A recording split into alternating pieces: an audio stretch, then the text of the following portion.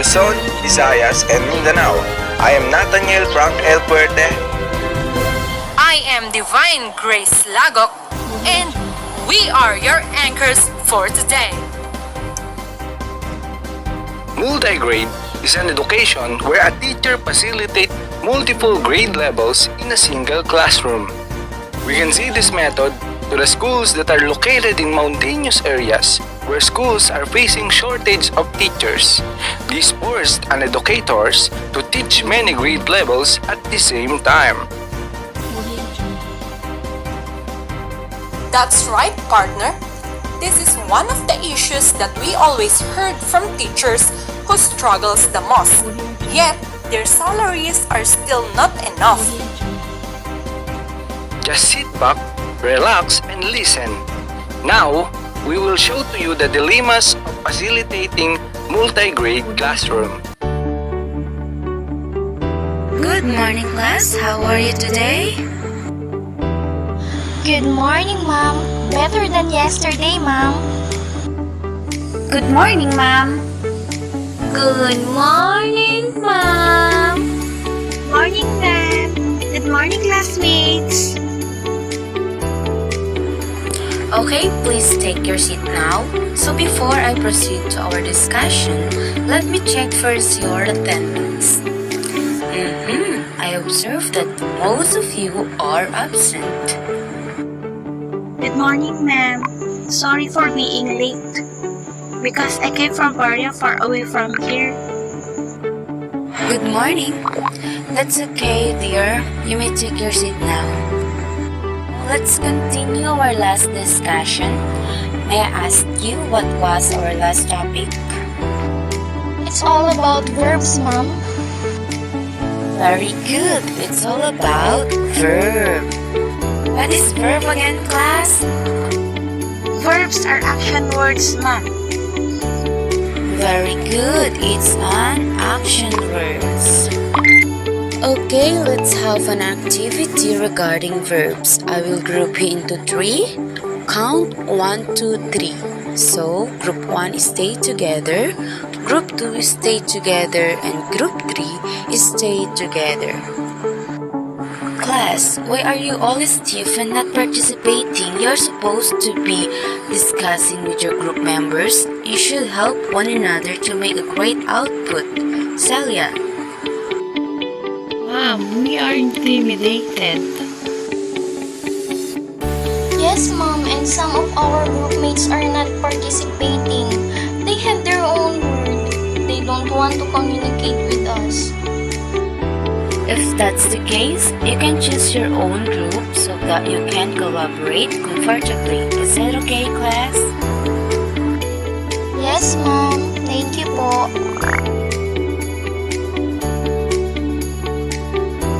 Wow! I'm so amazed by your performance. Keep it up, class. Let's go to our next topic, class, and it's all about nouns. Okay, class, noun is a name of person, place, animals. Yes, Erling, what is it? Ma'am, can I go home early? But why? Ma'am, I need to go home because our school is too far from my home. Oh, yes, you can go now, dear. Take care, okay?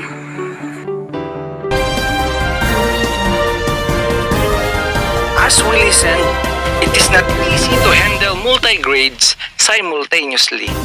Teacher is facing different challenges, such as students' different learning styles, levels, and their attitudes. There are also absent students due to the distance of the school from their home. There are so many issues in our country that we need to face, especially in education, now that we are struggling about this pandemic. However, we are still doing our best as teachers to provide learners a better education because we all believe that education is the key to success. Now, we are going to hear the issues about multi-grade education. Good morning, everyone. Now, we proceed to our topic. What are your concerns being a multi-grade teachers? Anyone? Being a teacher is not easy task, but now we experience doubled hardship because of insufficient facilities. We are locked in classroom. My room is already crowded, and this might be the reason why some of my students are always getting absent. My students can't focus also because it's so hot inside my room. They easily get sweat that will result different type of odors and bad smell. Hope you can take an action or make a possible solution for this, ma'am. May I also ask on how we can address the problems directly to students, ma'am? Do we have any programs we can give to the students, like those who can connect internet and other networks amidst to this time of pandemic?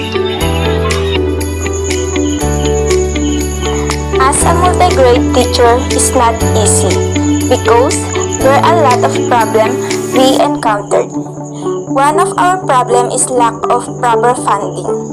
We as a teacher need funds for us to successfully work out and related stuff during an academic year. But because of this problem, we are ending up paying from the pocket in order to ensure that our students get what they need to acquire upon learning.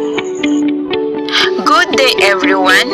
One of the issues is that the school did not give what is the need of every teacher and students.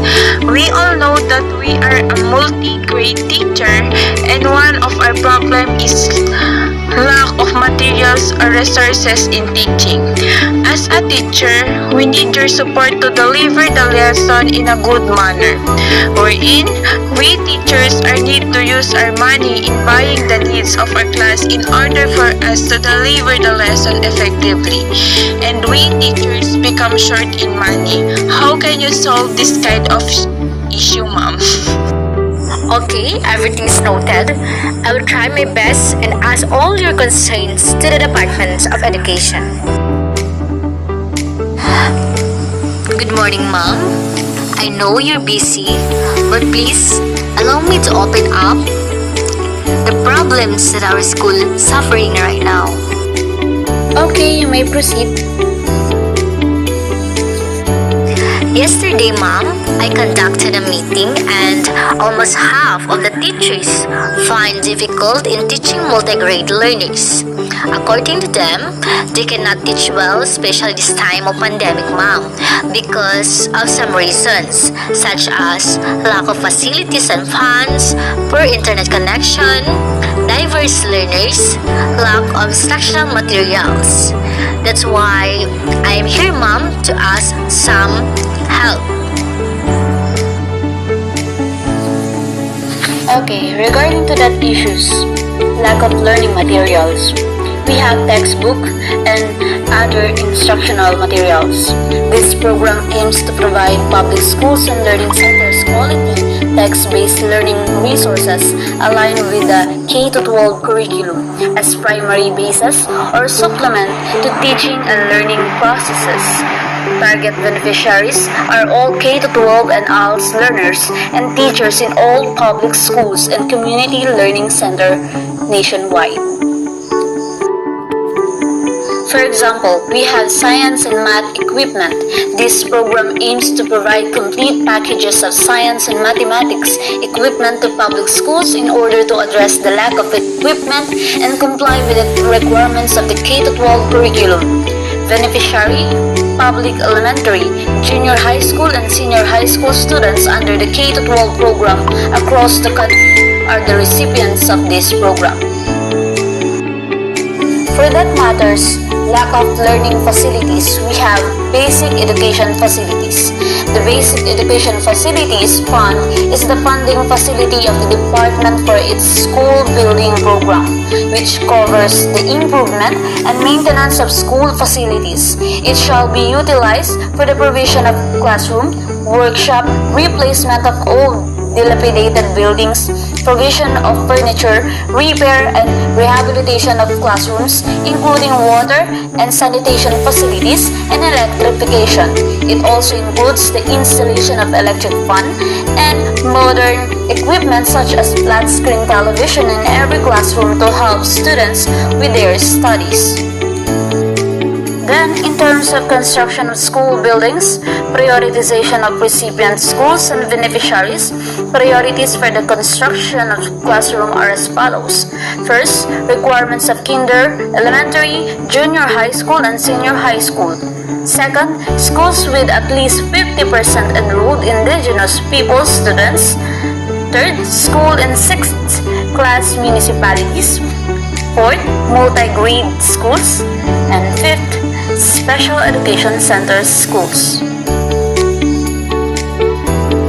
Another, in terms of lack of funds, the Department of Education is set to release the 5,000 cash allowance of classroom teachers for the school year 2021-2022. DepEd and the Department of Budget and Management issued a joint circular to prescribe guidelines to implement DepEd Office of the Secretary Special Provision Number 11 in the fiscal year 2021 General Appropriations Act on cash allowance.